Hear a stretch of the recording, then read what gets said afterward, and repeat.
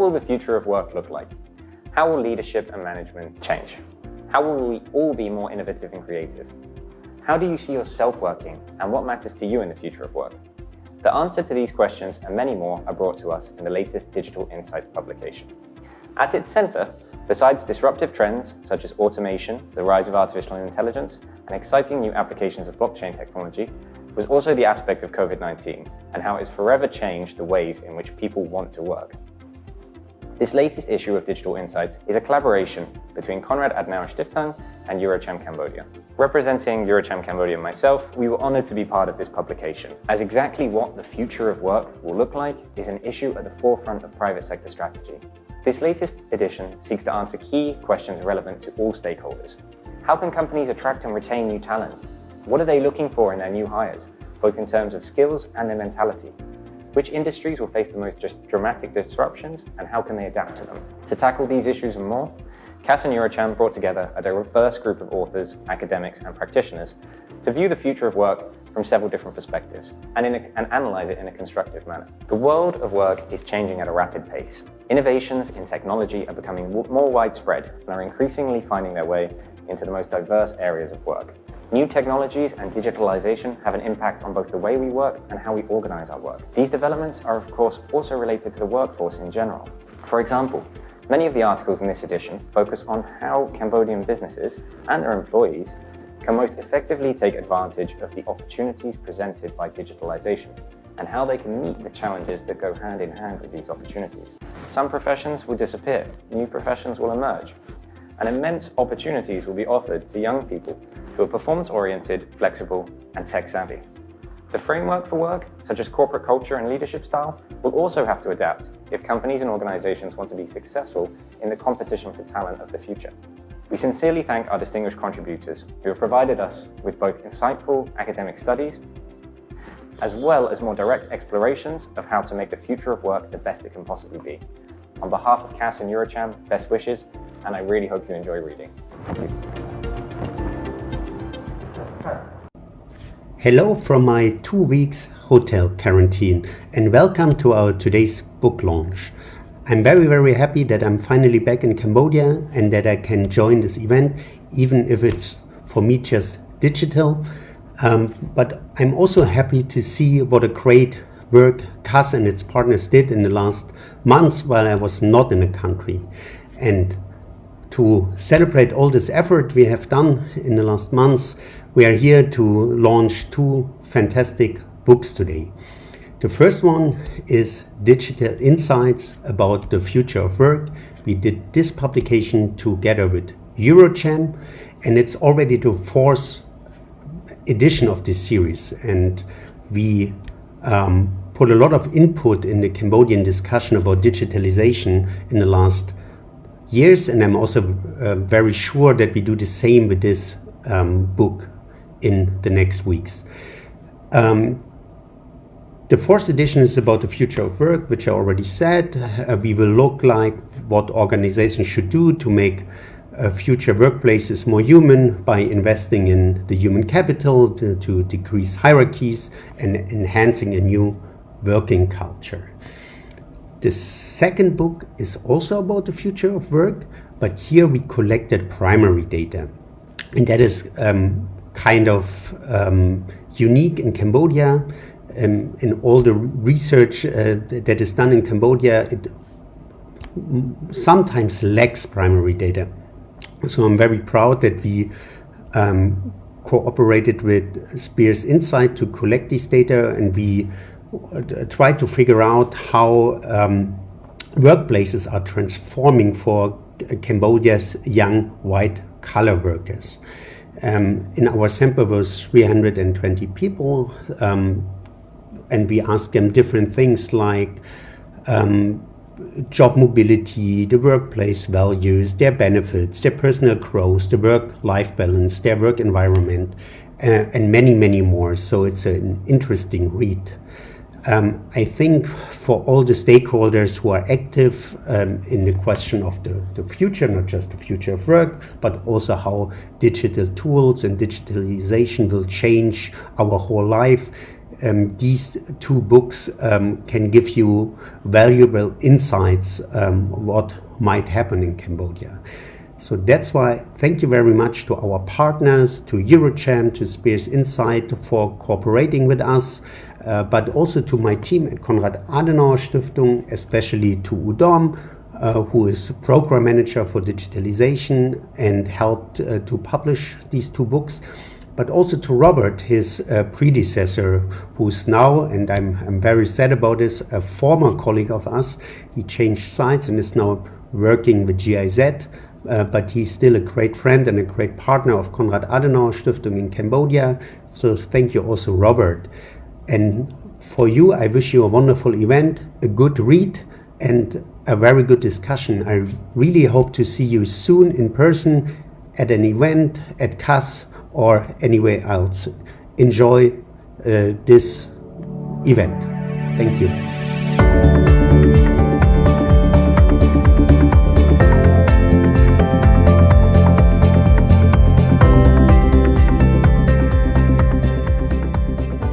Good morning, everyone. My name is Todd Hunken. I'm the Managing Director of Spear Insights and the co-author on this report. I'm proud to present the results to you today. In recent years, Cambodia's economy has been shifting towards skills-driven, professional and service jobs. White-collar workers make up these. According to the National Institute of Statistics, as of 2020, approximately 11% of the Cambodian workforce are white-collar workers. As Cambodia's economy grows over time, it's expected that the white-collar workers will become more influential. However, the adaptation of the private sector, the public sector, and civil society has challenges in adapting to this. There are notable issues including established processes, culture, hierarchies, and diverse generational attitudes. In Cambodia, there has been limited research on the transformation of the workplace for the country's young white-collar workers. To remedy this, this study was conducted to gain a better knowledge and understanding of the values and perceptions of Cambodia's young white-collar workers towards their future of work. We aim to find out within this study, what values do young white-collar workers hold dear? What attracts young white-collar workers to the workplace? How do young white-collar workers in Cambodia envision the future of work? How do young white-collar workers perceive their working conditions? And finally, what measures can be taken by leaders to get the most out of young white-collar workers? Now let's discuss the methods used in this study. This study used a quantitative survey method to gain knowledge on the thoughts of the young white-collar workers. For this study, a young white-collar worker is defined as someone who performs desk, managerial, or administrative work. In total, 350 respondents were recruited for the survey. The term young in this survey refers to those aged between 18 to 35. This age group was selected as it represents a segment of workers who, at the younger age of 18 to 25 or so, are new to work and are just coming into the workforce. And in the older age group, from 28 or 25 onwards towards 35, represents those who are coming into the middle of their working life. These people represent those who have the potential to be the future workers, entrepreneurs, and trendsetters of the working life of the country within the next 10 to 30 years. It was thought that it was appropriate to focus on this age range to understand the development of workers' attitudes in these formative years of age. It is also important to note that Cambodia is a young country, and approximately 60% of Cambodians are under the age of 30. With all of that noted, let's get into the findings. When looking at job mobility, younger and entry-level white-collar workers are more likely to experiment and move between sectors when changing jobs. The data also shows that younger and entry-level workers are more willing to move laterally or downward in responsibility or benefits when changing jobs, as can be seen in the graph. Furthermore, younger white-collar workers showed less long-term commitment to stay in a position compared to older respondents, as can be seen in this chart. These results all compound the notion that younger white-collar workers are more willing to experiment in the labour market. This indicates that as workers become older, they're more inclined to settle into a job, potentially because of additional responsibilities, such as having a family and children, but conceivably also because there exists less inclination to explore new workplaces, as they have already gained experience or specialization. With regard to workplace values, each respondent was asked to rank their top 3 criteria when it came to choosing a workplace, as you can see in this chart. Having the opportunity to develop knowledge and skills was the most important overall, followed by having a high salary and/or benefits. Responses to this question, as well as other questions later, painted a clear picture. Young white-collar workers are more interested in career progression and financial gain than they are concerned about possible hardships while working. The majority of selected criteria were related to the performance and future opportunities rather than for comfort. The criteria selected the least were to have flexible hours, a friendly, enjoyable, or relaxed work culture, and positive relationships with colleagues.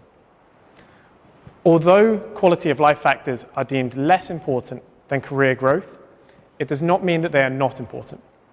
When looking at flexible work, women requested freedom in selecting working hours more than male respondents, likely due to traditional gender roles and having to complete unpaid work at home. Among all respondents, there was a strong preference to have work set around achievement of tasks rather than set time schedules.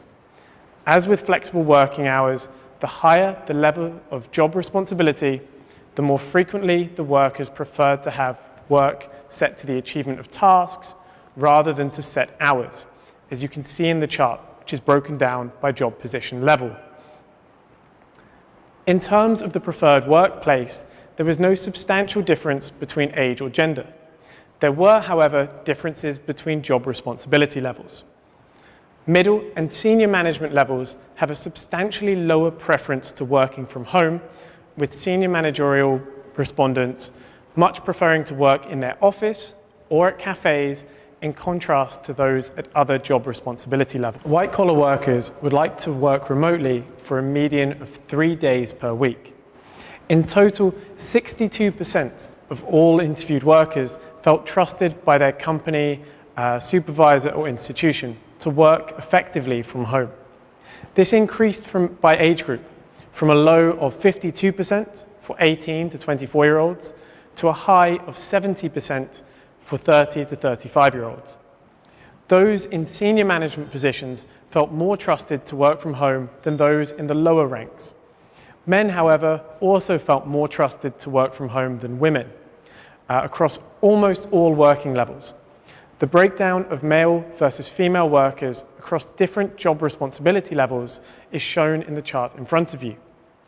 The gap here is significant, as noted by the fact that men in the entry-level position felt more trust from their supervisors than those in the senior management levels of women. There are challenges in doing remote work. All respondents were asked for their top 3 challenges in working remotely, as you can see in the chart. 62% of them noted a lack of access to tools such as computers, printers, and so on. Secondly, 50% of the respondents pointed to either a lack of or poor internet connection. A lack of access to tools and insufficient internet connection represents a significant issue, as these were identified in another question as being among the most important criteria of a good workspace. The respondents generally agreed that remote working was beneficial for both their physical and mental health. The older age group of 30 to 35-year-olds were much more positive about remote working than the younger respondents, especially with regard to them being able to work productive, meet deadlines, and work with colleagues. The data appears to show that many entry-level and younger workers are uncomfortable with working remotely, likely due to the challenges they encounter with access to work tools, the internet, and trust from their superiors. With regard to the use of technology, older white-collar workers confront more challenges in their abilities to use technology. A total of 59% of those aged 18 to 24 found that they could not switch off from work with new technologies, compared to 74% of those aged 30 to 35. Similarly, 49% of those aged 18 to 24 agreed that technologies could cause more stress compared to 62% of those aged 30 to 35. It is plausible that younger workers are more experienced and find it easier to adapt to technologies, as they have been raised with it. Comparatively, differences in aptitudes to technology did not follow through to the job responsibility level, although it is highly correlated with age. As such, white-collar workers' ability to use and adapt to technology is more of an issue regarding the respondent's age than it is to do with their job responsibility level. With regards to personal growth, a significant percentage of white-collar workers view workspaces as meritocracies. 50% of the respondents stated that skills and talent are the most important factors enabling someone to rise through the ranks. More than half of the respondents found that they moved through the ranks at the right speed. However, women reported that it was more difficult to progress than men at the same level and at the same age. With regards to training, as can be seen in the chart, between 33% to 48% of each job responsibility level had skills that corresponded to their job or their abilities to cope with more demanding work, while more than half of each demographic felt as though they needed additional training. Thus, additional training is an issue of importance across all levels of white-collar workers. This could indicate a mismatch between workers' competencies and what their jobs required, possibly representing the need for further training, education, or internships to better adapt the workers to their job responsibilities. It is a positive sign that when choosing workplaces, white-collar workers are striving to improve themselves. To be consistent with the workers' preferences, workplaces should facilitate further development for their own employees, as well as a skilled and productive labour market as a whole. Training is preferred either on the job or in person by outside consultants. A preference towards the consultants increased with job responsibility level of the respondent. When looking at work-life balance, 64% of the respondents reported being satisfied with their current work-life balance. The percentage of workers satisfied with their work-life balance increased in line with the job responsibility levels and among the older respondents aged 30 to 35.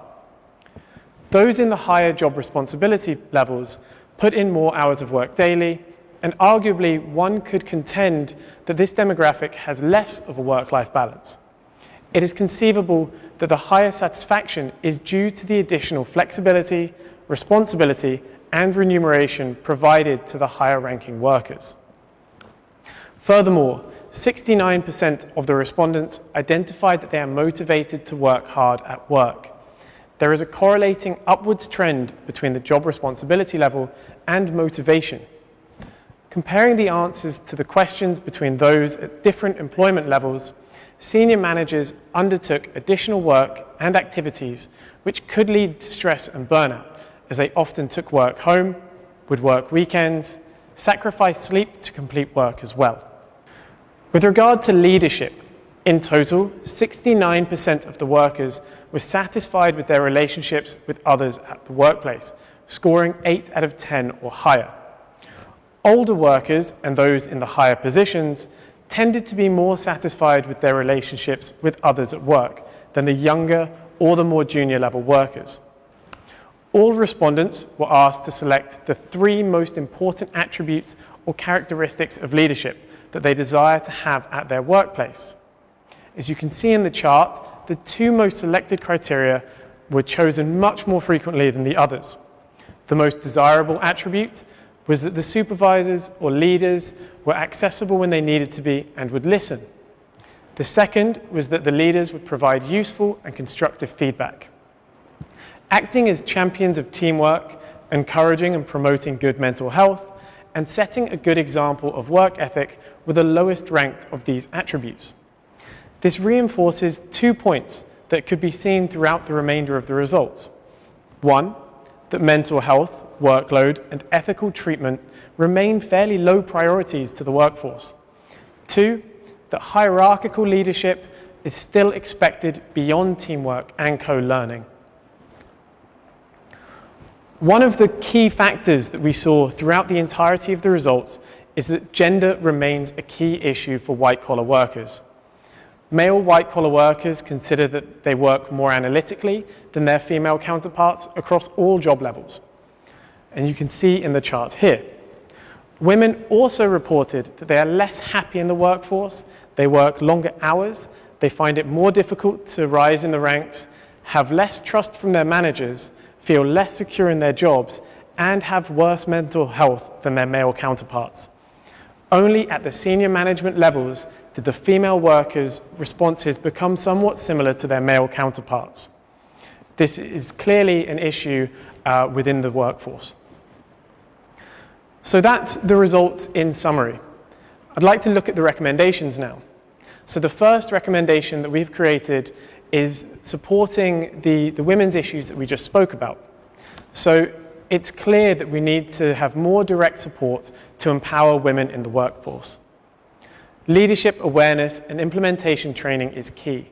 It shows that there is a need for awareness of diversity, and inclusion is still relatively low. It supports the argument of the need for external trainers to help companies and organizations. Furthermore, flexible working models could help. Recognizing the additional unpaid work that women often have to do shows that flexible working hours could be integrated and would help support them. Furthermore, adding awareness and support mechanisms, so the government providing additional incentives or help for companies who implement these positive schemes. The second key recommendation is to provide opportunities for remote working and improving workspaces. This is key as many workers showed that they would like to have time at home. As we said earlier, the median time was 3 days of remote work per week. Especially with the older workers and the more senior workers, as well as with women, remote work is key for them.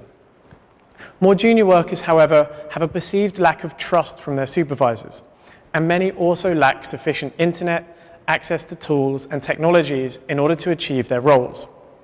Allowing some time autonomy to switch from set work hours to the achievement of tasks may benefit them and help achieve this.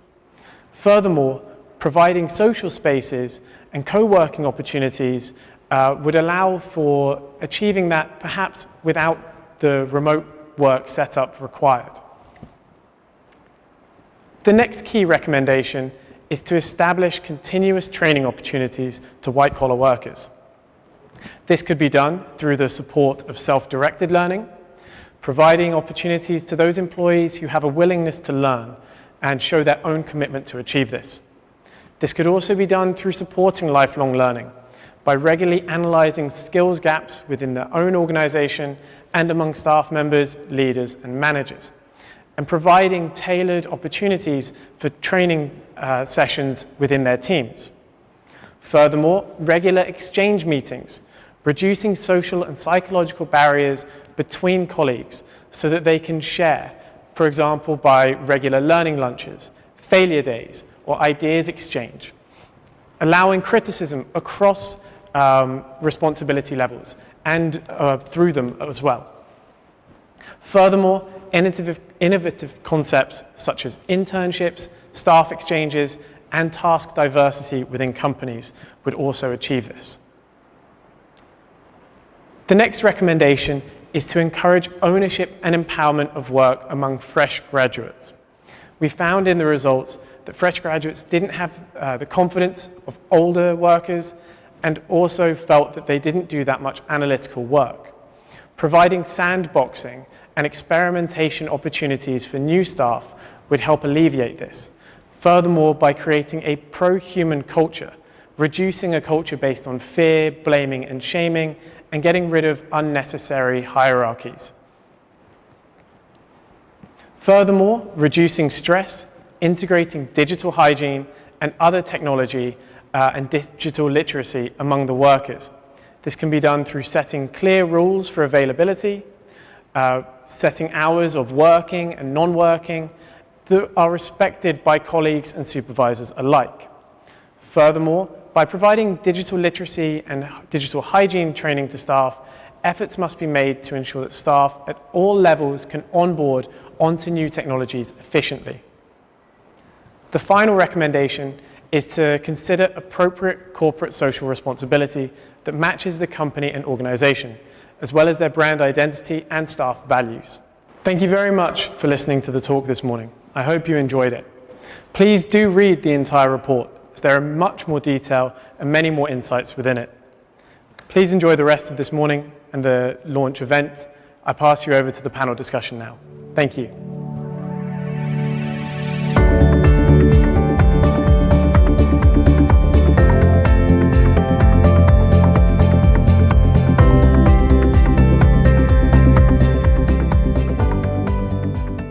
The COVID-19 pandemic has accelerated change triggered by generational shift, new technologies, new working culture, and digital enhancements in our daily workspace.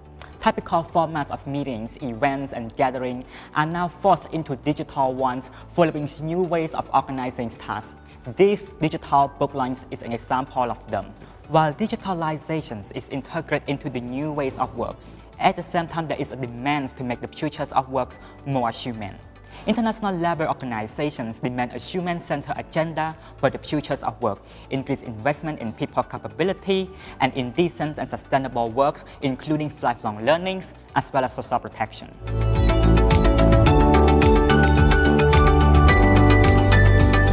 Digital Insight Future of Works, a collaborative publications project of Konrad Adenauer Stiftung Cambodia and the European Chamber of Commerce in Cambodia, gathers research and opinions from different authors of diverse backgrounds, including governments and private sector, as well as civil society in Cambodia. This diverse background enriches the reflections and inclusiveness of the publications in the Cambodian's working context. The publications touch upon many content, including futures workplace, industry disruptions, labor markets, as well as governance. Together with Sphere Insights, a wonderful field survey study has been successfully conducted on transforming the workplace for Cambodia's young white-collar worker that as of 2020 cover approximately 20% of Cambodia's workforce, serving as an additional addition to this year's Digital Insights.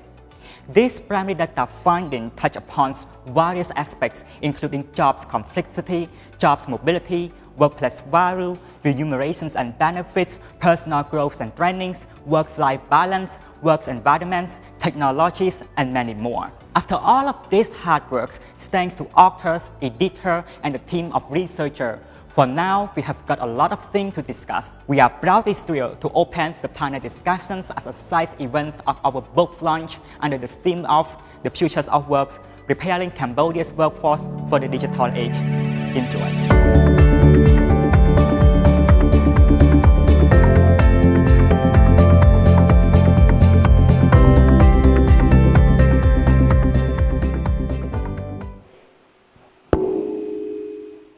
Okay, thank you, Todd, for that first presentation. I think we could have a panel discussion on that topic alone, and indeed we'll get into some of the details of your paper through this panel discussion. First of all, to introduce the topic of this panel discussion, we'll be discussing the future of work, challenges and opportunities in a digital-oriented future. And I'm really proud to be joined here today by a diverse panel that really represents all stakeholders involved in the future of work. We have academics, we have talented students working on blockchain technologies, we have freelance researchers, we have representatives from the private sector. And so to start our panel discussion today, I'll just ask each paper author to introduce their paper, introduce themselves, introduce their paper, and why they chose that particular topic. So to start with, we'll first introduce Mr. Chum. Okay. Thank you very much, Thomas and KAS team for hosting this event. So let's get straight. I'm Chum. I'm a Dean of Faculty of Engineering at Cambodia University of Technology and Science. So the research that I have been published in this book is about the governance and the policy framework for AI in Cambodia. So we choose this topic is to raise awareness, especially in concerning the AI, and to show that Cambodia should have a clear roadmap and what we should do, and we give some recommendations through this research. We approach this by studying review of the previous AI strategy and roadmap of the previous country, including big country like China, in Europe like Germany and UK, and as well as in Asian country from Singapore to Malaysia and Indonesia as well. So we review their policy and strategy regarding to AI, and then we organize an event, we call it AI Seminar Series, hosted at the Caltech University.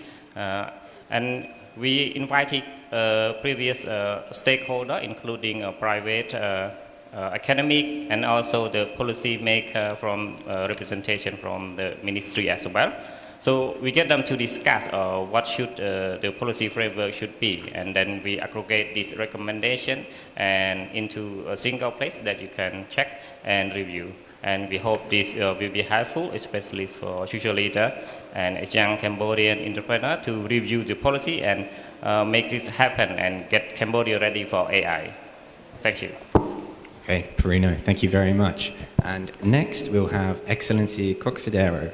Same question, just introduce yourself, your position, and why you chose your paper topic. Yeah, thank you, Todd. My name is Fidero from the National Institute of Science, Technology and Innovation under the Ministry of Industry, Science, Technology and Innovations. And our paper focused on the future of work in Cambodia, and we look at the potential of the emerging digital technology for the SME. And the reason why we focus our paper on this topic is that we see the change, digital transformational change in our country especially has the impacts not just from the educations but from the SME as well, and this will change the future of work, how the people perceive the future, and we do also review what are the existing policy to promote the SME, what are those initiatives, and from that we look into the policy option, what could be the nascent policy option could take into consideration. Yeah, thank you. Yeah, thank you, Fidero. And this is a really important topic, bringing along Cambodia's SME environment along with this industrial digital revolution. And so on that topic as well, I'm really excited to be joined by our youngest panelist, Nalin Che. So again, could you just introduce your topic and why you chose it? This one I'm really excited about. So thank you, Tom, and good morning, everyone. My name is Nalin, and I'm an international studies graduate majoring in international relations.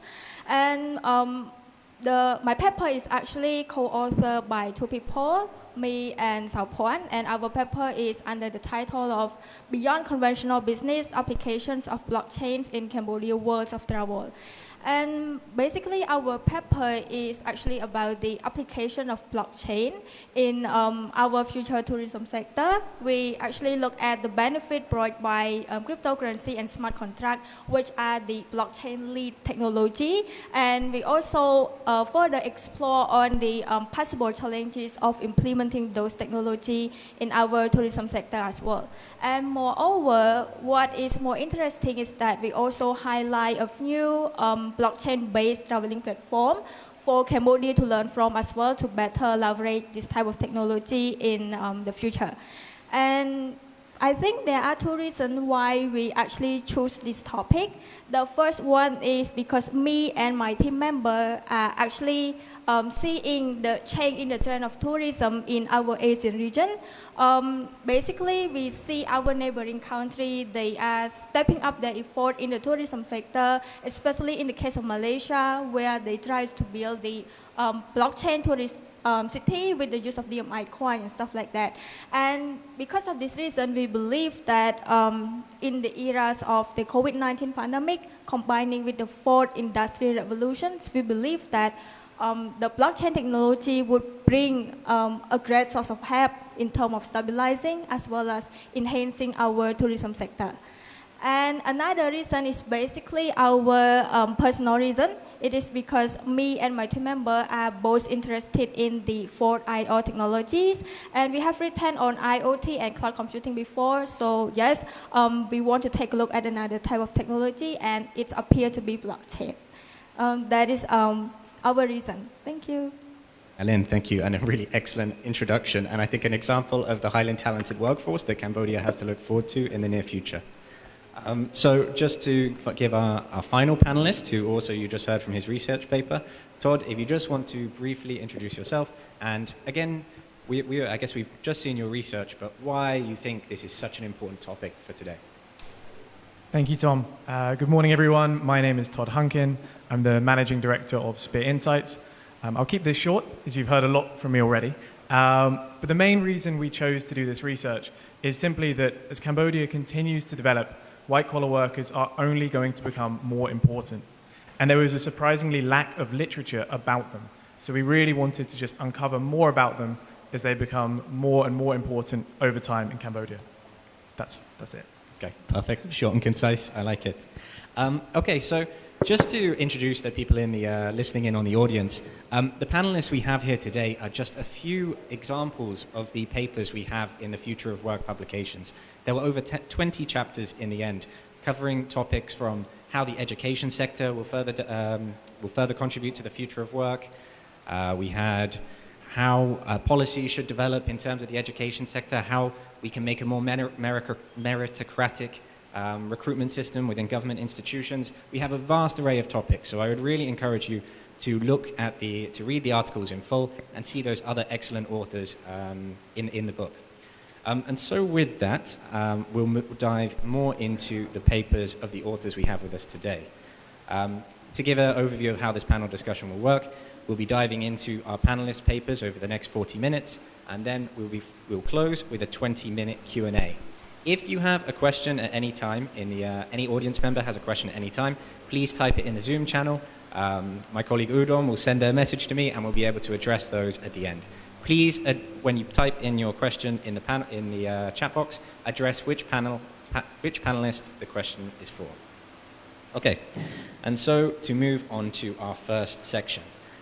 Our first author we'll be talking to is Perino. Perino's topic was governance and policy framework for artificial intelligence in Cambodia. I think everybody can agree that this is an extremely interesting topic that will become increasingly important as we progress towards Industry 4.0.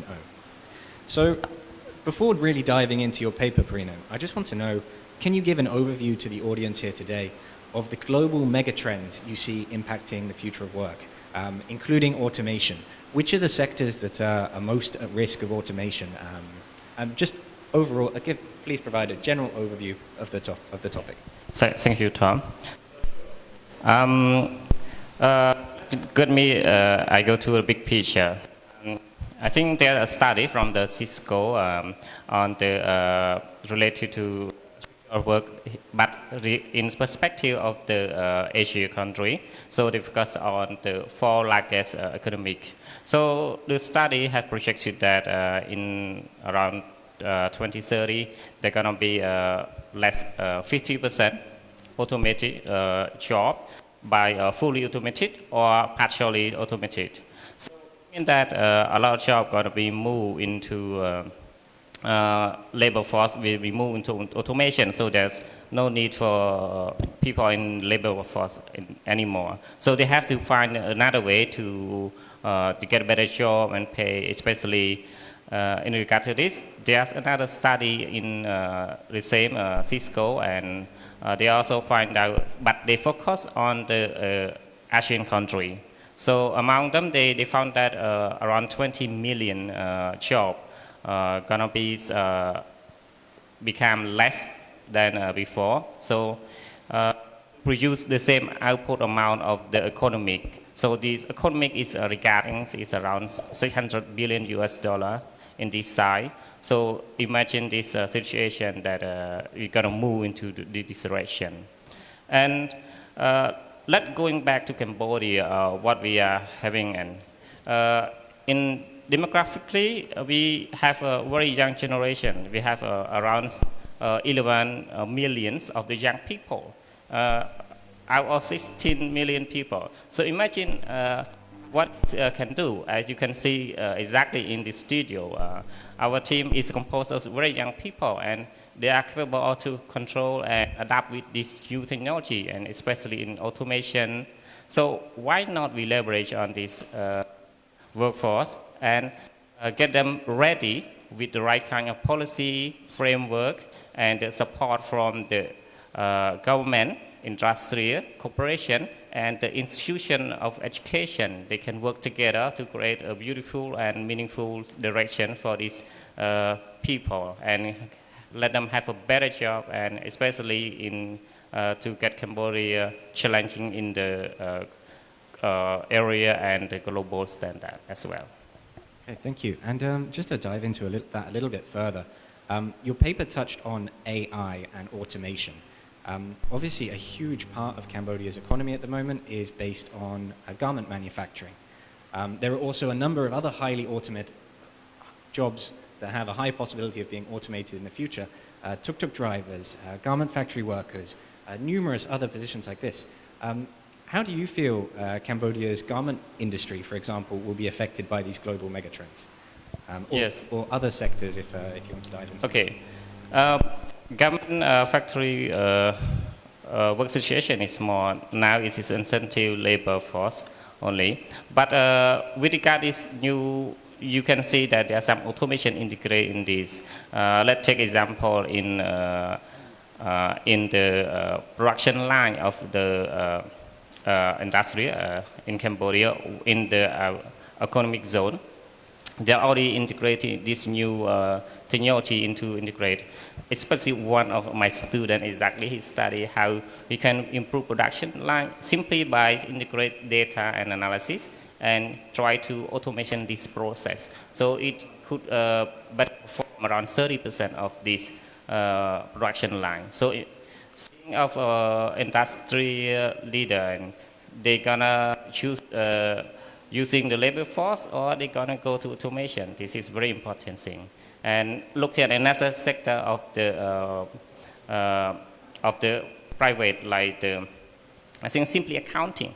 Nowadays there's a lot of accounting. They become freelance. Why? Because there's a system that they can access through cloud system. And a company, especially a startup, they don't have to hire accountant. They simply subscription to a service, and they get only one accountant once a week to review their receipt and everything. So this is how it's transformed. Perino, thank you very much. And again, I thought that was really interesting because it is not just garment factory workers that are at risk of automation, it's also the traditional white-collar jobs, accounting, legal administrative jobs as well. And so all of these industries, every industry indeed, is about to be affected by Industry 4.0, Internet of Things, and some of the trends you've mentioned. So thank you for giving an overview of them. So the next question then really dives into your paper directly.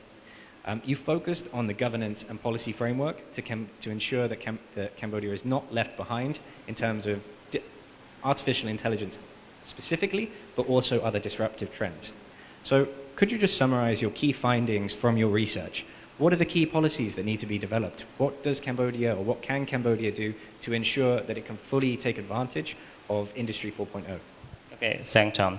So again, in summary, I stated the how we conduct the research already. So in here, let me go straight with our existing policies.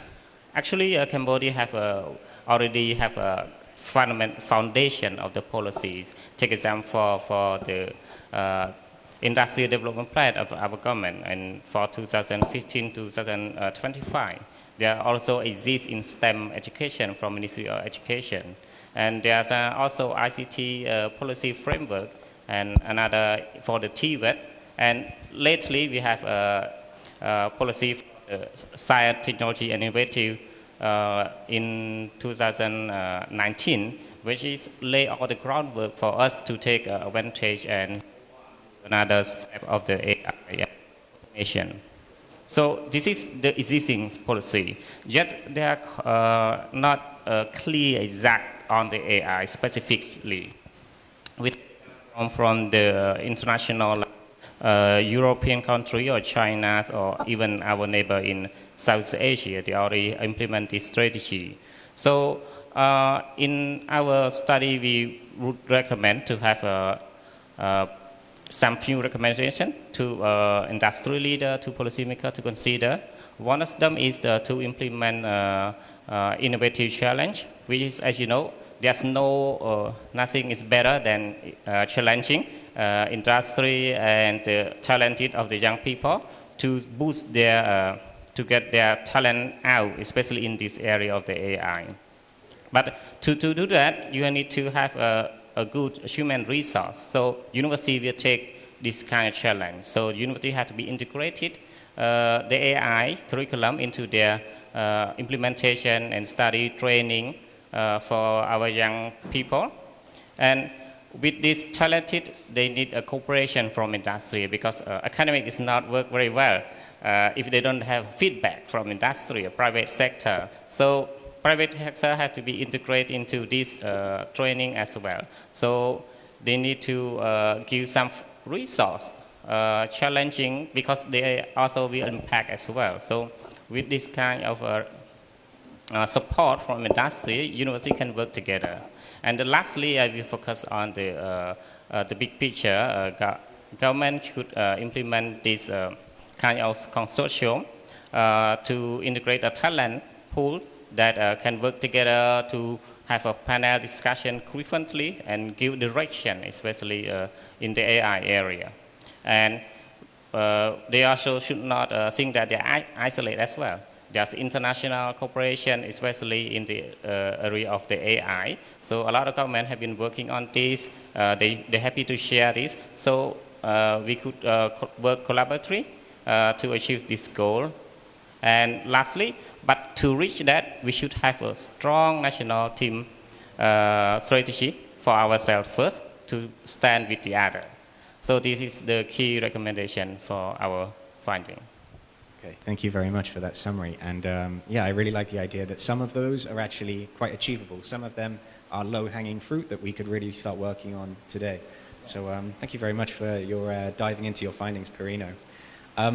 And really to lead on to the next one then, as a real example of the disruptive trends, mega trends that Perino has just mentioned, one of these, of course, is blockchain technology.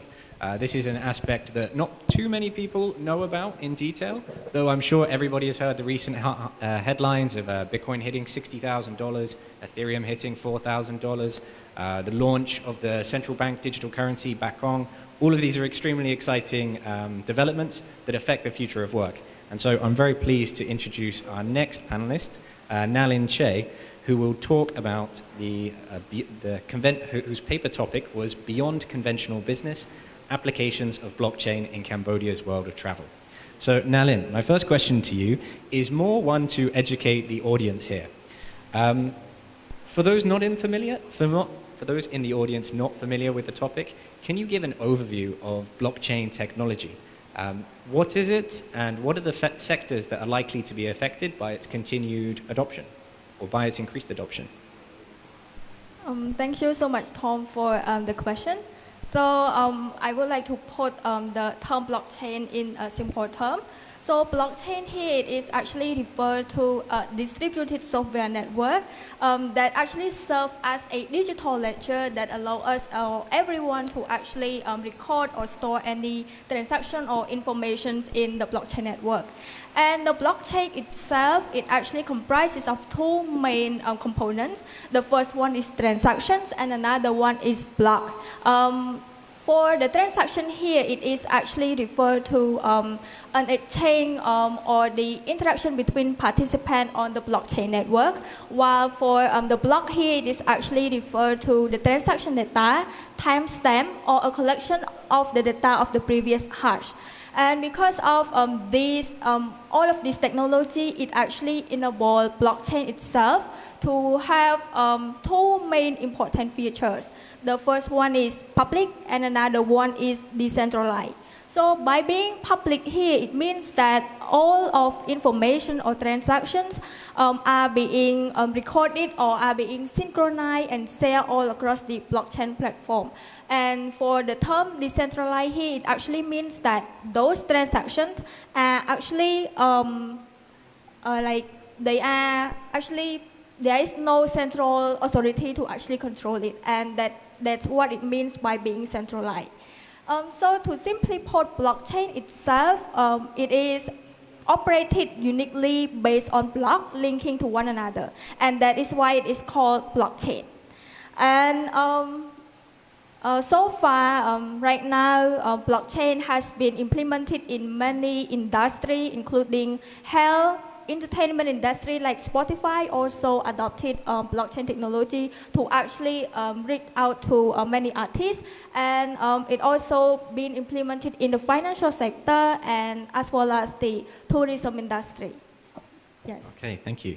And yeah, I know that the industries that you traditionally see disrupted by blockchain technology it's the banking and finance industry, decentralized lending platforms, NFTs, non-fungible tokens have taken off hugely recently with people paying millions of dollars for a JPEG. It seems like a lot of industries are being affected by this technology that not too many people are familiar with yet, but I'm sure more will become familiar with it. And so anyone in the audience, if you want to learn more about that topic, Nalin has really dived down into it in her paper. She's given a very good overview of blockchain and cryptocurrency. So to move on to the next one, though, one of the sectors that you do not see typically disrupted by blockchain, or that I haven't seen too many examples of, is tourism. And your paper really focused specifically on this topic. So for the tourism sector, can you summarize your findings of your paper and your vision of what a blockchain-enabled tourism sector could look like? Thank you, Tom, for the interesting question. So basically, our findings are divided into two main important sections. The first section is basically about the benefit of the blockchain-led technology, including cryptocurrency and smart contract. And the second section mainly about the possible challenges of implementing those technology in our future tourism sector. So I will just dive in the first section first.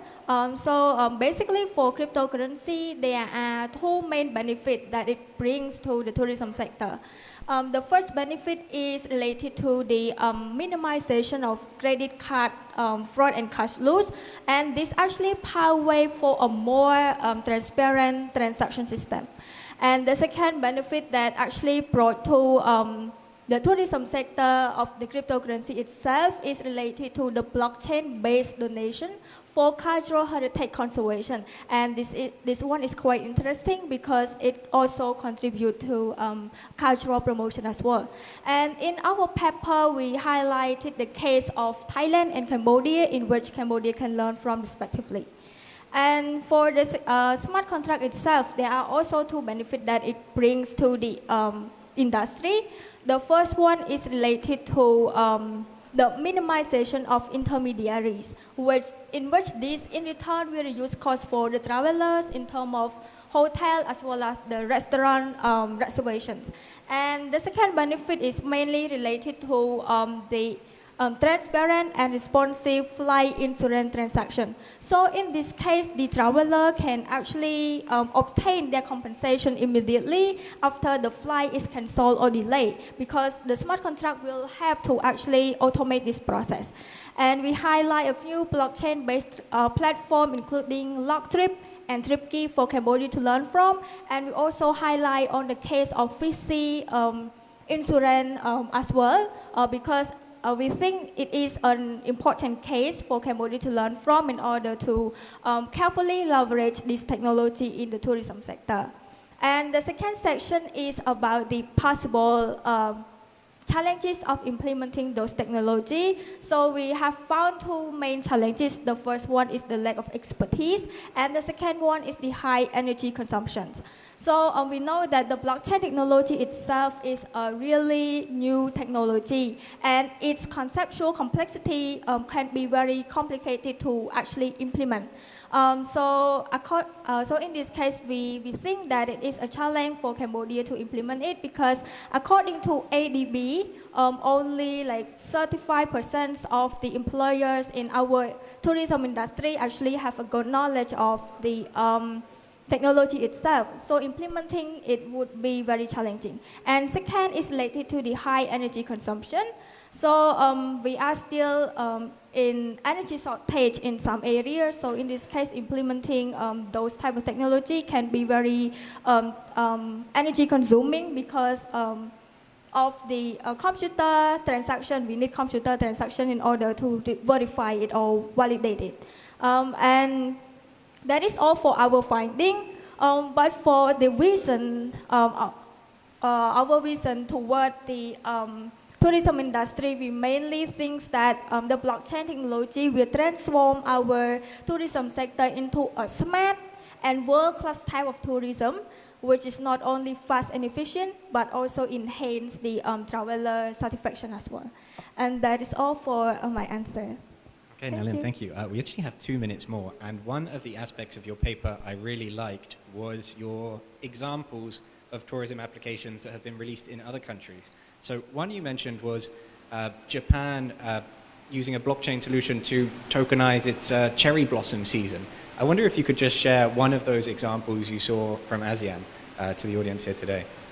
Okay, so for the case of Japan, in the case of cultural heritage conservation donation, which is based on blockchain here, actually Japan, in order to celebrate the 100-year cherry blossom conservation, they actually allow the donors to actually fund or contribute their fund to their preferred organization through cryptocurrency system, in which they can just scan the QR code and then they can donate their fund into their preferred organization in order to preserve the cherry blossom. And the benefit of it is actually that the donor, they do not have to pay for the international transaction fee, which is really beneficial. And another thing is that the donation is very transparent and traceable. Yes. Okay, thank you. And again, for the audience members, that was just one of the examples that Nalin mentioned in her paper, and a very interesting one, donating to save cherry blossoms in Japan. I'm looking forward to a future in which Cambodia has similar new uses of this technology for its own tourism sector. So Nalin, thank you so much. So to move on to our next panelist, and really very pleased to be joined by His Excellency Kok Federo. And Federo's paper focused on the future of work in Cambodia, the potential of emerging digital technology for SMEs. And so, of course, 90% of Cambodia's registered businesses are SMEs. And most of Cambodia's businesses aren't formally registered yet. So it's a huge, huge portion of the Cambodian economy. Traditionally, these companies don't have large R&D budgets. They won't have an innovation lead within their team. And so it's seen as an area, the SME segment is seen as an area where it's harder to innovate, but one where lots of innovation does come from. And so, Federo, based on your research, what were your recommendations to ensure that SMEs also benefit from Industry 4.0? Yeah, thanks, Todd. Being the backbone of the country economic, as you mentioned, SMEs play a very important role in our countries. And as you mentioned, traditionally, majority of the SME doesn't have the R&D fund, or they don't really understand the importance of the R&D. This is the major challenge for us, and yet we see the next generations. Now we see the new coming SME from the next generation is really can catch up with all this transformation and all these change. And for that, in our papers, we focus on the 4 options. The first option, we look at the SME export support, and how can we support the SME to do the to connect to the global value chain. So this is the first option, so that we can expect the spill on the knowledge from the connecting to this global value chains. And secondly, we look at the professional trainings. We see also for the last few years, there's different emerging field. As you know already, the COVID-19 really transformed our way of working, and we expect also to see a lot of change, for example, in terms of the workspace. There's no limit anymore in terms of digital world, and we expect also to see a lot of high-rise building, which need, for example, the elevators, for example.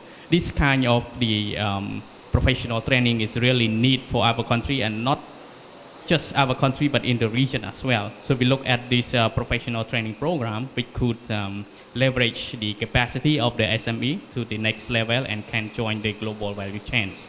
And thirdly, we look at the how can we build the network of the actors, how can we enhance this ecosystem to connect the dots of all these stakeholders. That is very important. And lastly, I think we look at also how can we have the seed funding to support the work between the SME and other government and also the university in terms of that. Yeah. Okay, perfect. Yeah, thank you very much for that that overview. And for the audience members, you may hear some disruption. It has just started pouring down with rain in our studio, so please do forgive this. We will speak louder and more clearly so that you can still hear us. So, Federo, I know that you mentioned your recommendations in your paper were areas like export competition, skills training, a network of actors for SME support, and funding for SME tech collaboration. I wonder if you could just go into a bit more detail about your recommendations, specifically the SME tech collaboration, because that's a very interesting area. Yes, it is important to look at the, it's really related to how we can build the trust, how can we build the collaboration between one institution to another. I myself previously also the lecturers, the researchers, and we worked for almost 10 years to try to build the collaborations. And then before being trusted by the SME, and it is important. But to start to work, as you mentioned, the majority of SME doesn't have that capacity, doesn't have that investment in terms of R&D. We need the seed fundings so that the SME can somehow take the ownership in terms of this funding by sharing their investment. And with this funding, we start to work with the qualified laboratories at the university or other research institution in Cambodia. This is how we build it together, and take into consideration that we should look at the prioritized field, which should be in line with our science, technology, innovation roadmap. And now our ministry also working for the research agenda. It should be, and must be in line together so that we can have the concerted effort for that. Yeah. Okay, yeah, thank you very much. And that actually leads very nicely onto the next question.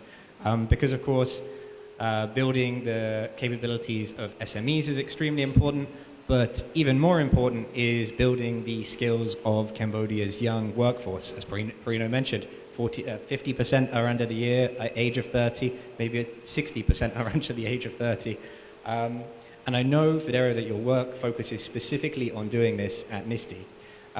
So what I want, the question I have for you, and again, to raise awareness to the audience, many of whom will be students, what is the digital skills gap today? What are the skills missing, and what should audience members really focus on if they want to take advantage of Industry 4.0 and some of the changes that you've just mentioned?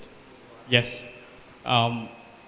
I divide your question into the different audience. The first one, let's talk about the SMEs.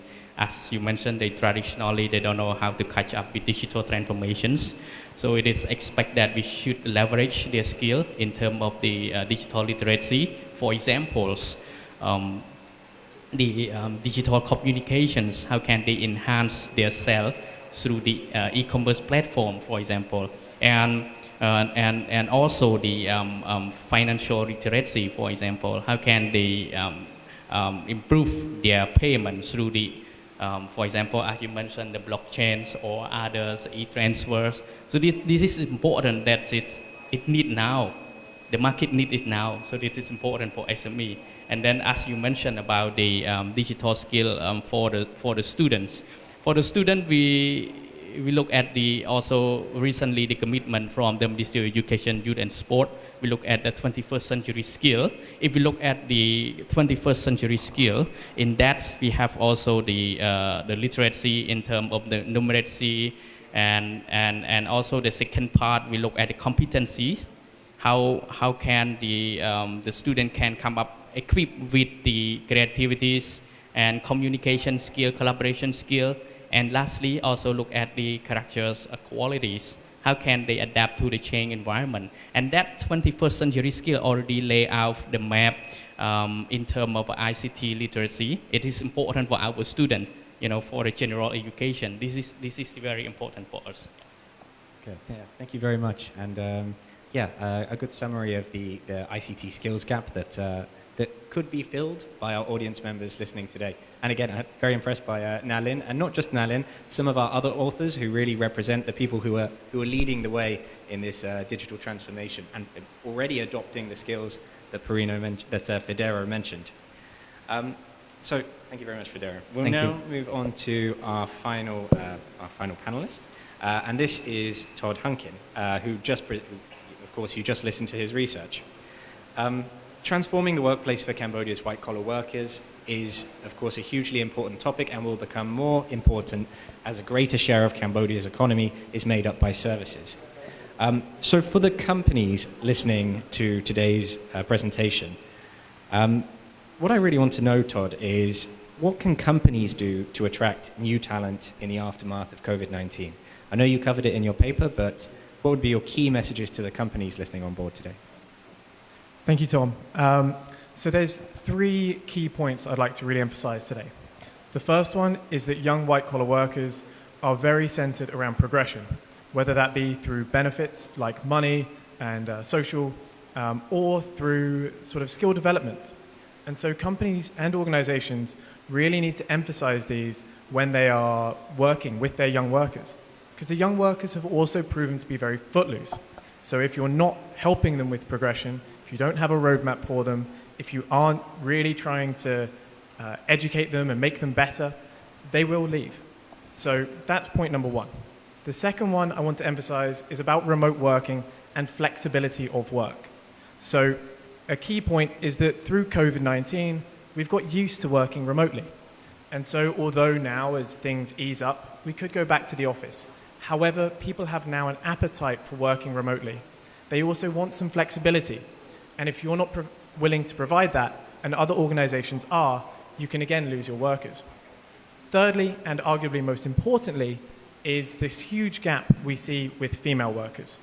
Throughout our results, we saw that female workers are less happy, they're given less demanding tasks, they feel less trust from their managers, and so on. And so really, if you're not trying to empower your female workers, you're losing out on 50% of the possible workforce in Cambodia. So in summary, in order to attract young white-collar workers, and more importantly, to retain them, you really need to work on progression and development of them, to allow some flexibility, potentially moving from set work hours towards the accomplishment of tasks, and finally, to really empower your female workers. Okay, yeah, Todd, thank you. And I think those are 3 really valid points. And there are a number of surprising findings in Todd's research. Another one was that younger workers actually find it more challenging to adapt to remote working than older workers. This was something I was a little bit surprised at. You touched upon it in your research, but I just wonder if you can share a bit more detail on why you felt that was in the findings. Yeah, so one of the key issues with remote working is sort of the lack of ability to access tools, internet connections, and also lack of trust from supervisors. So for a lot of the younger white-collar workers, they don't feel that they would be able to work remotely through lack of trust or lack of access to things that they need. And so really to support that, companies should be onboarding them, giving them digital literacy training, providing them with the tools they need, or just supporting them in the office, showing that they can be trusted, giving them some autonomy in their work, and allowing them to develop. Okay, yeah, thank you. Thank you very much. And I think good points as well. My final question is going to be quite a direct one, because I know that many of our EuroCham members struggle with retaining talent. Their greatest challenge is they say that they feel they offer competitive salaries, but if they worry that if they offer their staff training, the staff will take that training certificate and move to another company. And I saw also in your research findings that high salary was rated much more highly than having a good workplace ethics and a comfortable environment. Do you think the roadmap the progression roadmap is enough to retain talent, or do you think there will always be a problem at the moment as Cambodia develops with this poaching of talent?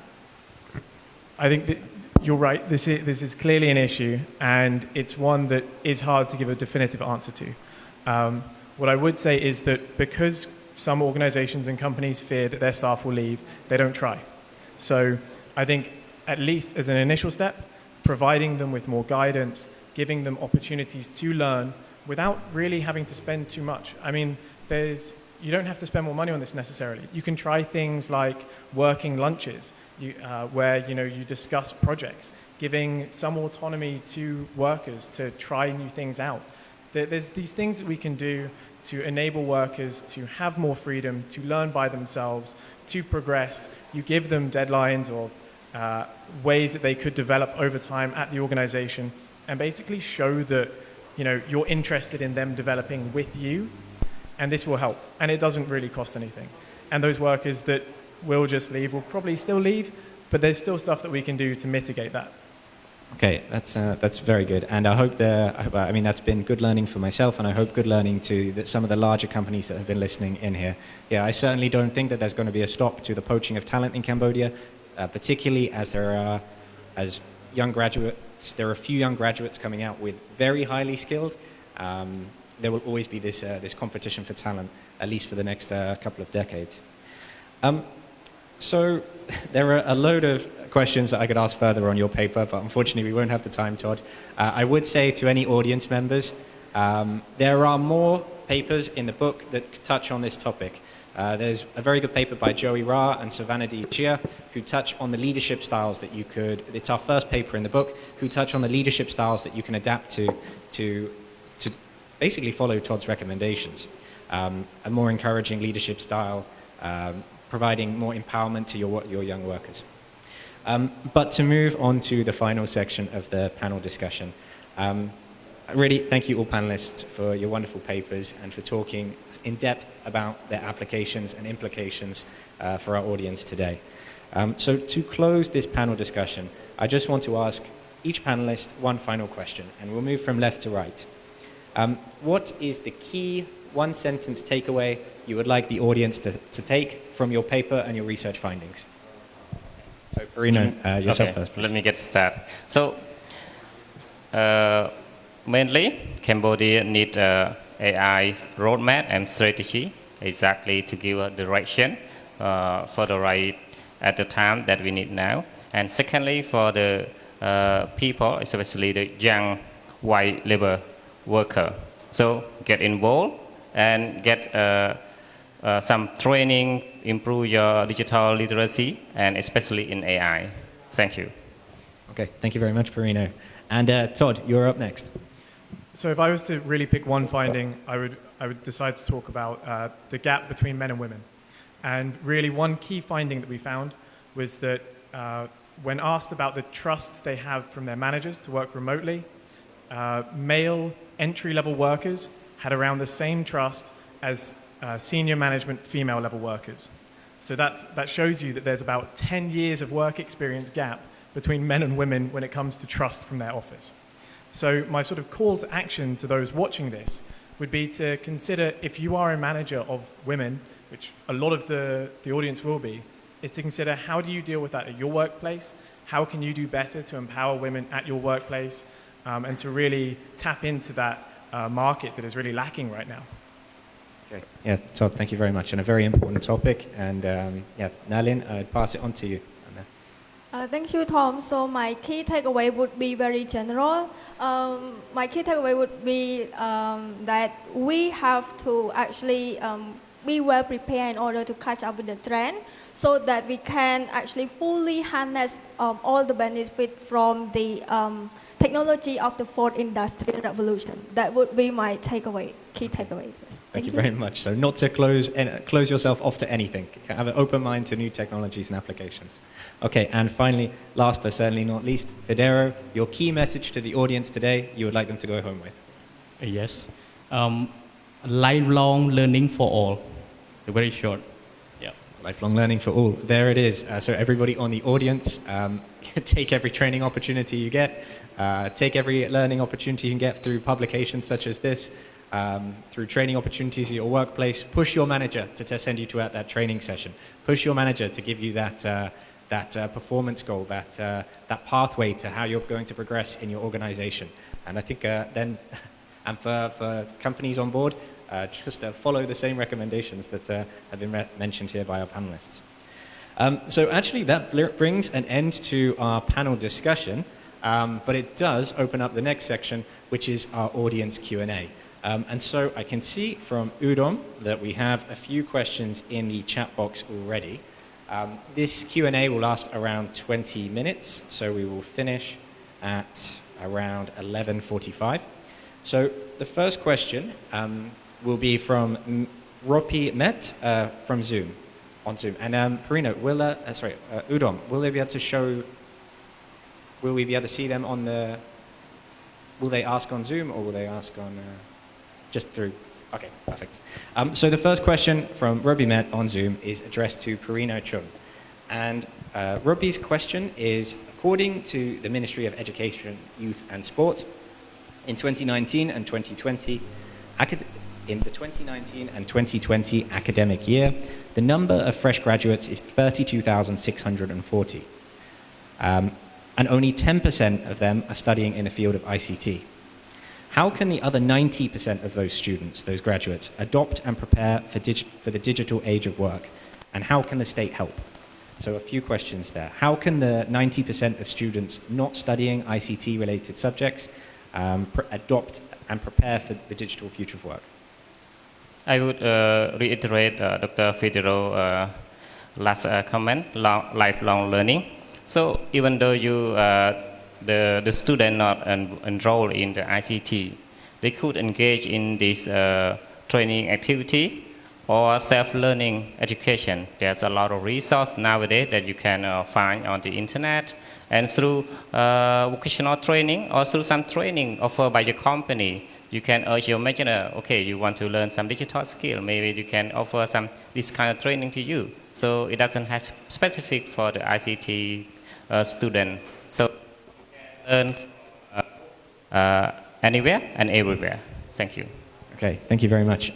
So, Ropi, I hope that answers your question, though feel free to send a follow-up if you would like more detail on that. Federo, I just wonder if you want to add anything to that question. Yeah, how can the 90% of students who aren't studying ICT, tech-related subjects, get involved? Yes. Just to give you an example, for example, a person study to become the physics lecturers. They study physics. But then, as I mentioned earlier, in this 21st century skill, this include already ICT literacies.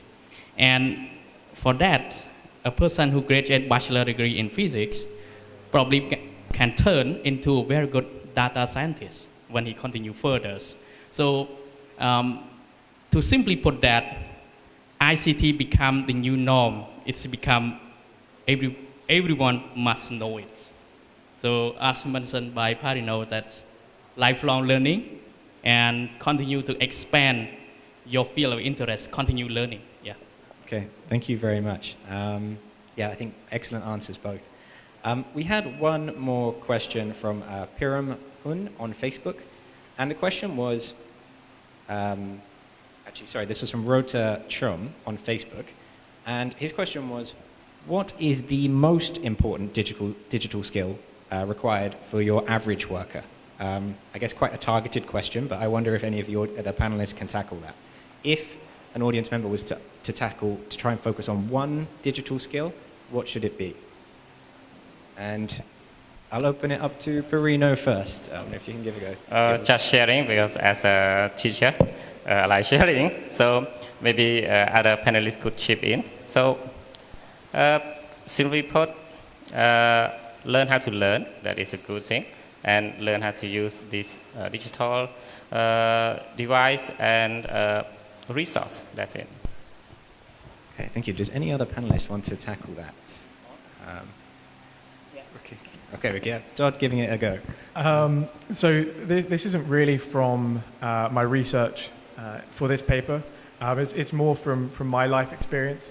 And I would say one of the most undervalued actual skills that is there among white-collar workers is using Excel. I think that Excel is an amazing piece of software that most people know about 1% of or less. And it's really incredible. And you can do so much with it. And I guess that's my skill that I think people should learn that they don't have. Okay, perfect. I mean, learn how to learn and excel. And I can definitely echo that, actually. And I know, I guess if I can chip in here as well, and I would say learn how to use YouTube, because if you want to learn Excel, at EuroCham we offer professional trainings on Excel, but everything that we do in that training can be found on YouTube. So for audience members, just learn how to search on YouTube and you can build your digital skills in pretty much any topic, including blockchain, including Excel, including most of the digital trends that have been mentioned here today. So that would just be my recommendation. We had another question to all panelists, and this was from Sinet Seng and was asked on Zoom. So to all of the panelists, how can all stakeholders engage women more in technology education, digital and technology education? And perhaps the person I'd like to address this first to is Nalin, because you're, of course, you got interested in blockchain, you're studying a topic related to Internet of Things. How did you get interested in this topic? What encouraged you? And perhaps what are the lessons that you would like to share to other young women who want to follow the same path as you? For me, I actually become interested in all of these technology mainly because I often read the news, and the news actually they disseminate information related to the fourth IO technology, and they said we are now entering the era of the fourth industrial revolutions, and there are this type of technology like cloud computing, IoT, or blockchain technology and stuff.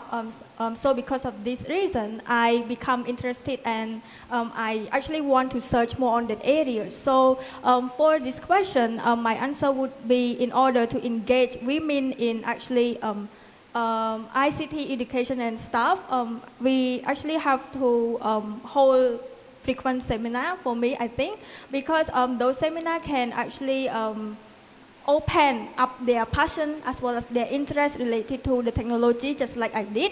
Like the seminar can be done through the social media platforms, since most of us are engaged in the social media, and also through the news, and maybe through publication, just like we did now.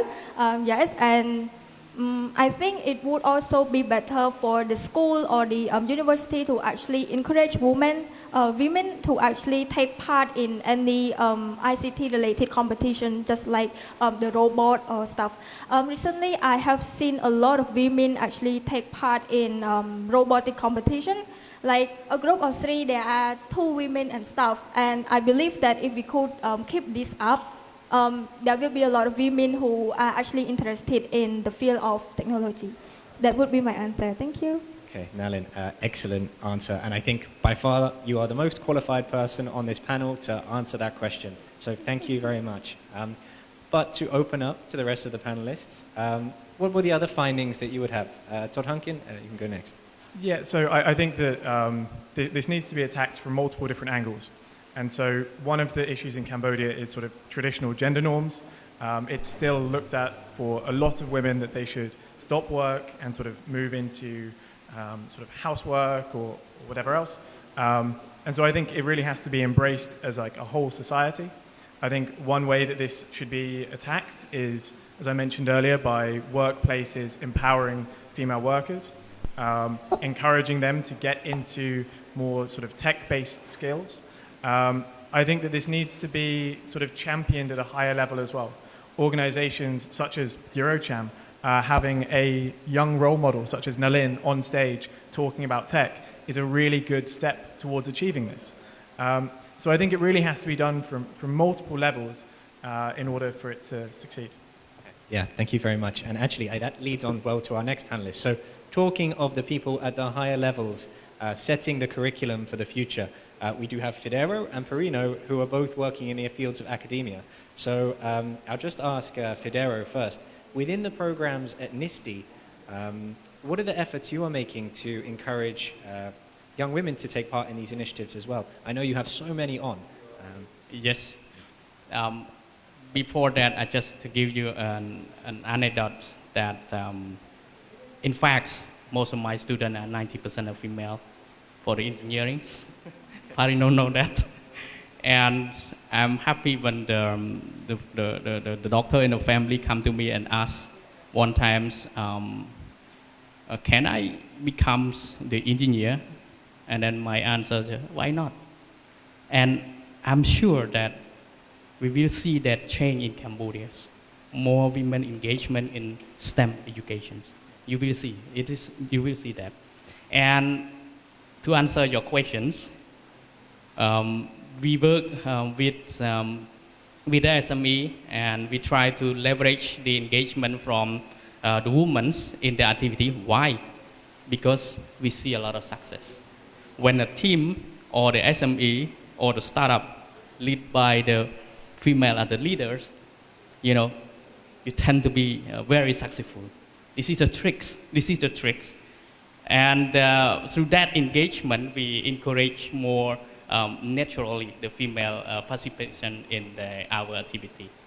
Okay, perfect. And really, that's one of the takeaway learnings for me. 90% of your students are women in NISTI initiatives. That's really amazing and an encouraging statistic from today.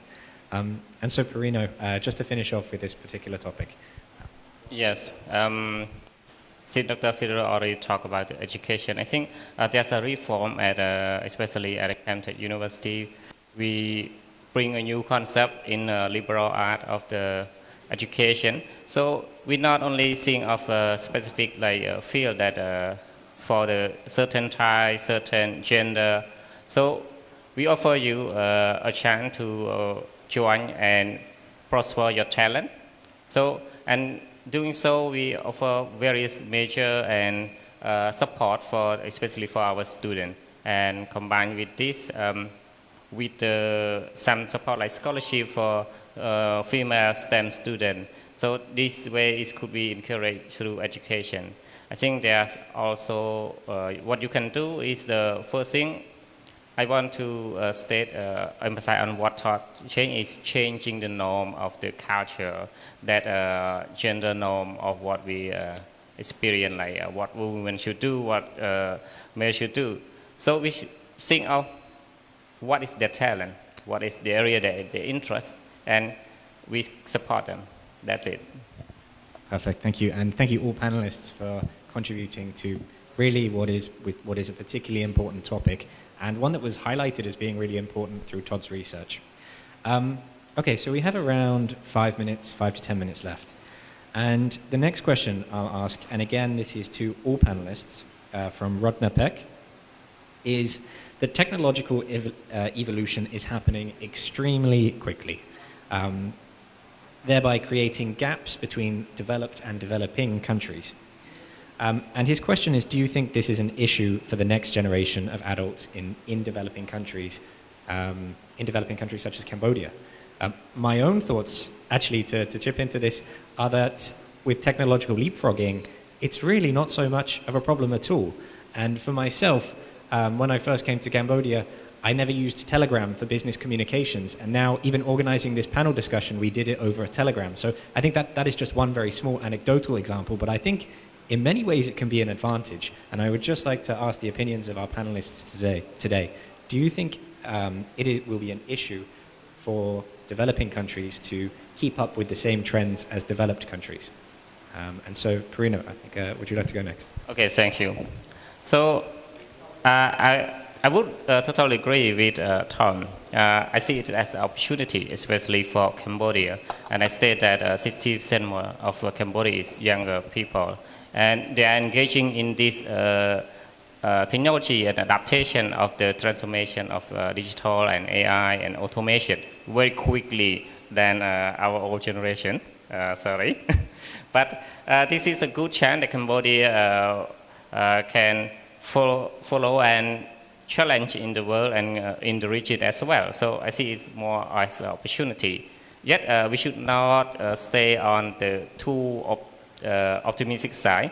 We have for the leader, for the institute, and we should focus on how we can fully support this trend and empower them to their full potential in this area of digital transformation. Okay, thank you very much.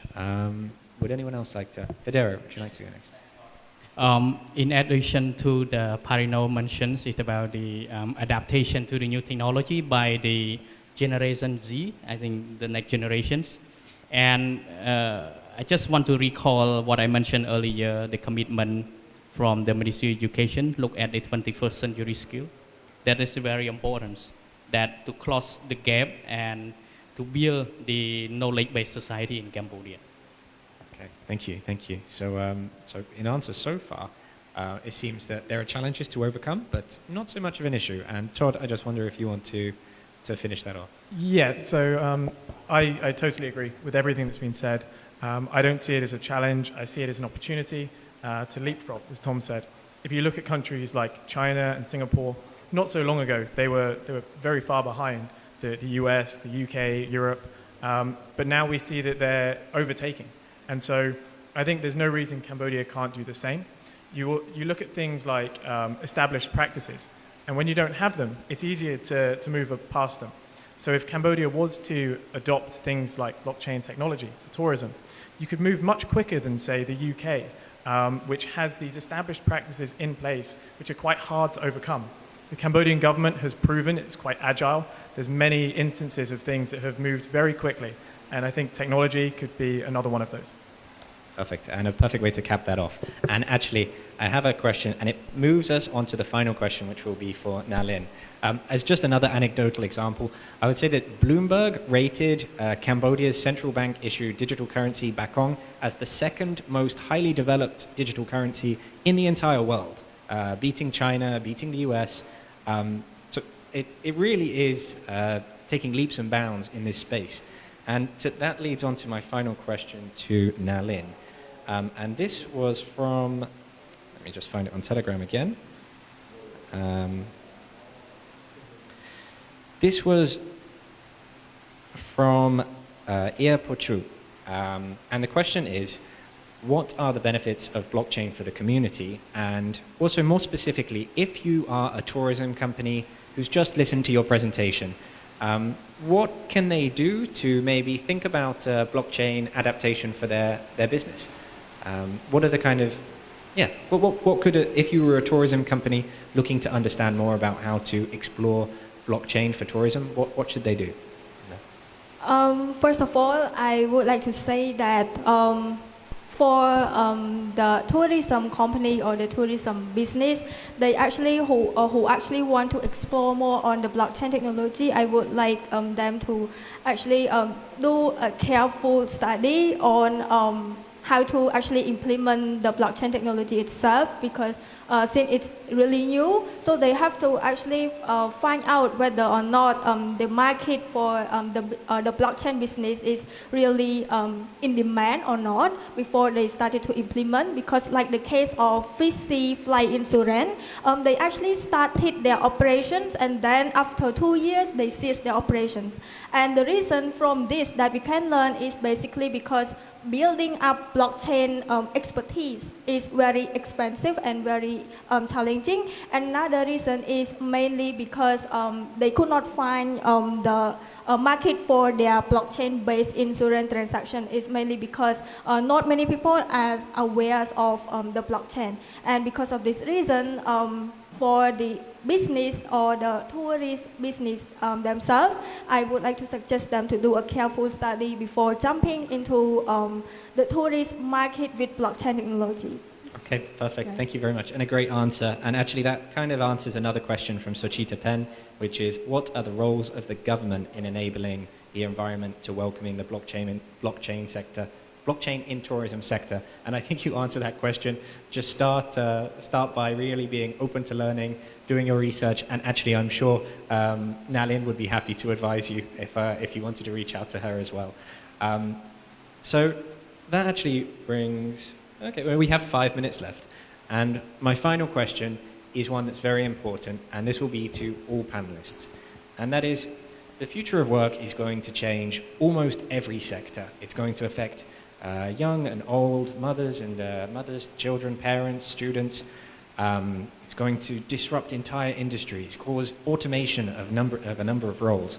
Within that context, what are the ethical considerations that you would have, that you think policymakers and stakeholders should be aware of?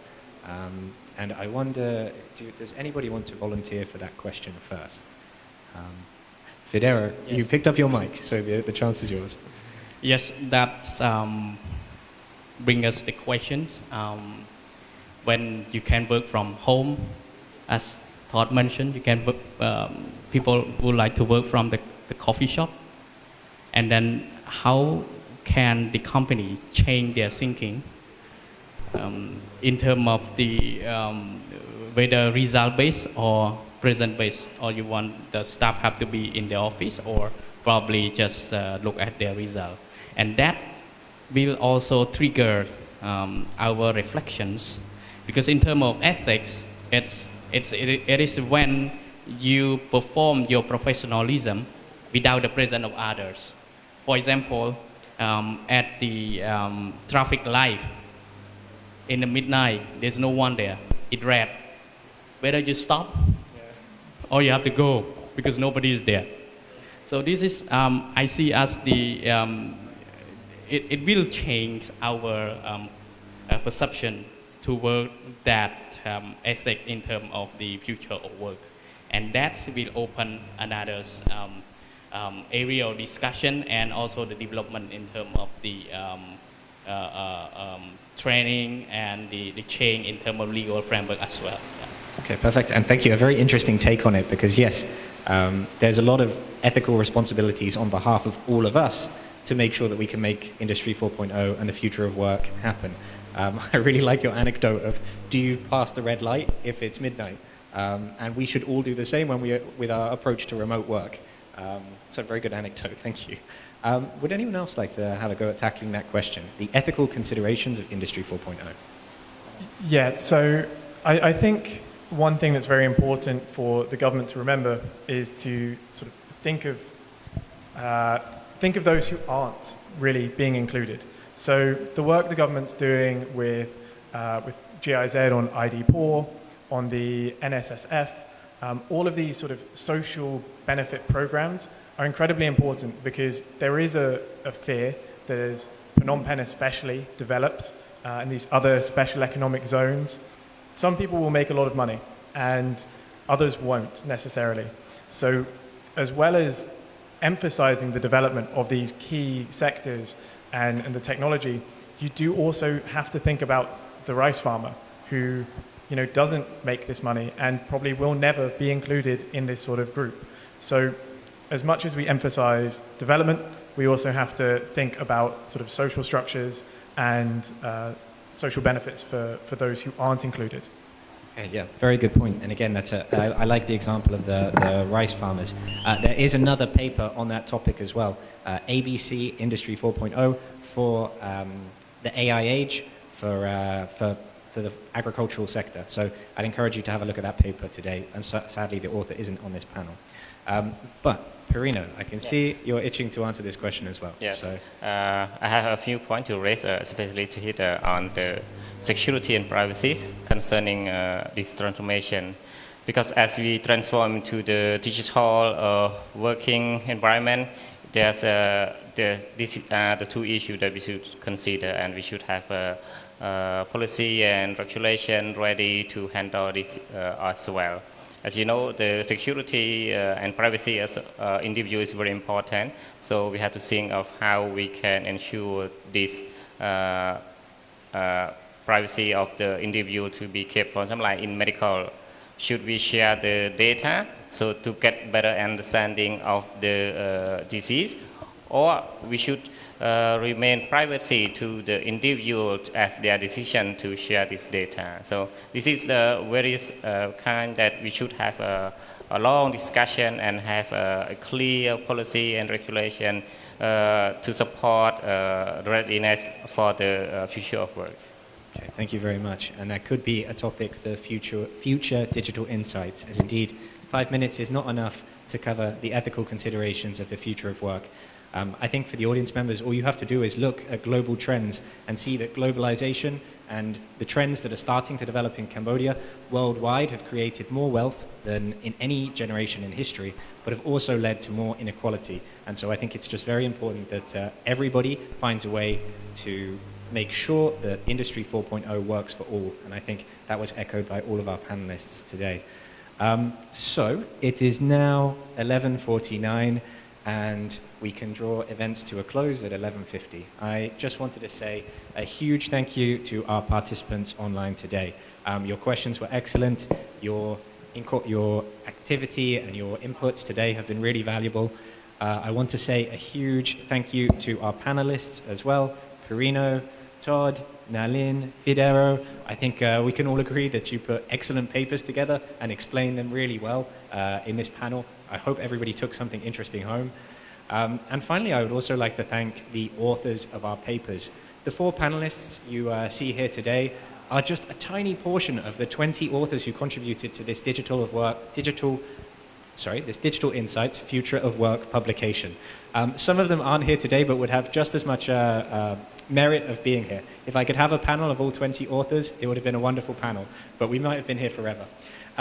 So overall, I just want to say a huge thank you to everybody, KAS, EuroCham, panelists, authors, participants as well. Please download the book, please read the publication, and I really hope you've enjoyed today's event.